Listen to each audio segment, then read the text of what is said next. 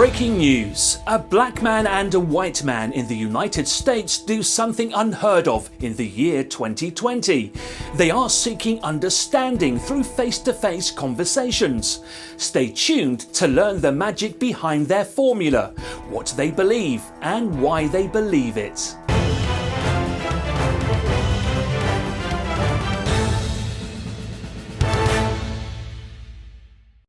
We all want to make a positive impact. We all view our version of reality as the truth, and we all view ourselves as the heroes of our stories. As the unrest, protests, and violence continues to unfold, we couldn't sleep well. We kept asking ourselves, what can we do to make a positive contribution? I reached out to several of my black friends and colleagues to learn what they thought about how somebody like me could make a positive contribution. And then it hit me. It's up to me, just like it's up to each individual American, to think about our unique ability to contribute. Each of our strengths, skills, and talents that we can tap into and use to create understanding. Our country feels like it's crashing on the rocks during a violent storm. What makes a person's character is acknowledging that the storm has arrived and taking action during it.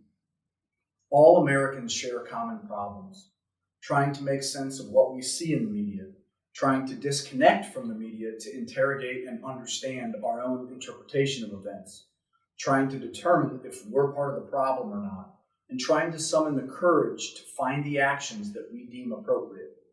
Let us be clear. This is a message of love, unity, and understanding. Feeling silenced, ignored, useless, victimized, and directionless is awful.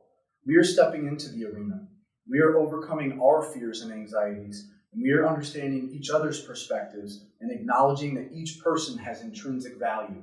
The emotions are spinning out of control, which prohibits people from connecting, listening, understanding, empathizing, forgiving, and loving.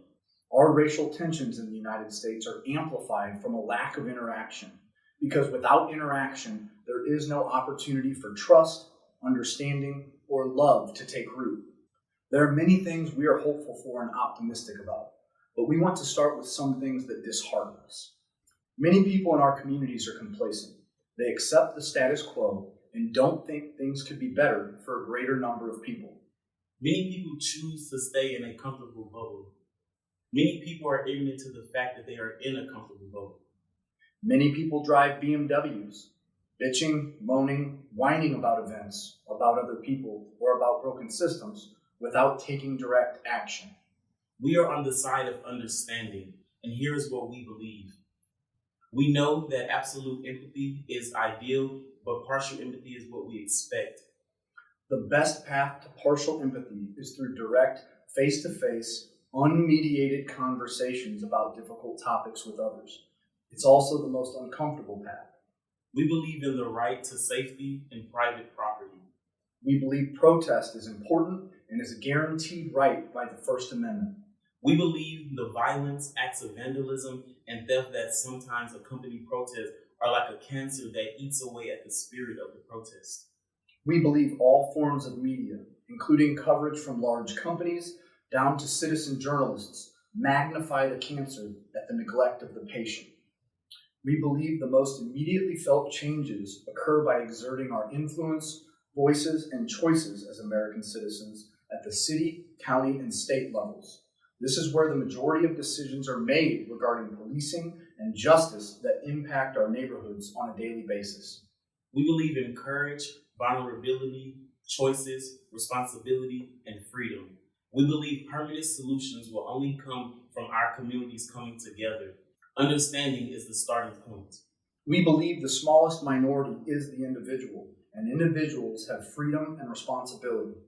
We believe in three truths: the resiliency of human beings, the cyclical nature of humans creating and solving problems, the creative abilities of the human mind when each person taps into their potential.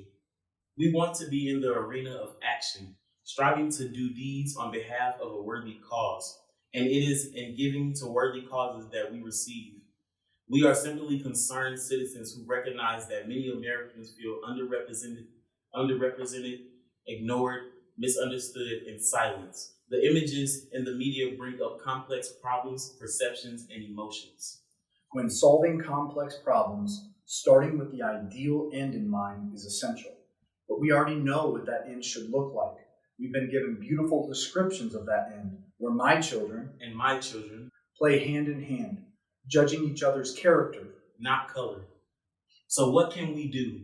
Whatever it is, it has to be done together, across racial lines, neighborhood boundaries, and police-civilian differences. We must find common ground. We think it's appropriate to revisit some things Americans have done well over the years. We were phenomenal builders and manufacturers in this country.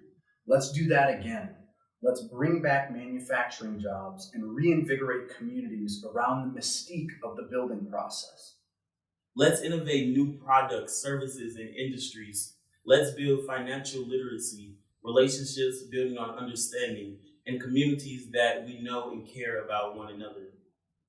You might ask, why are they talking about jobs and economics?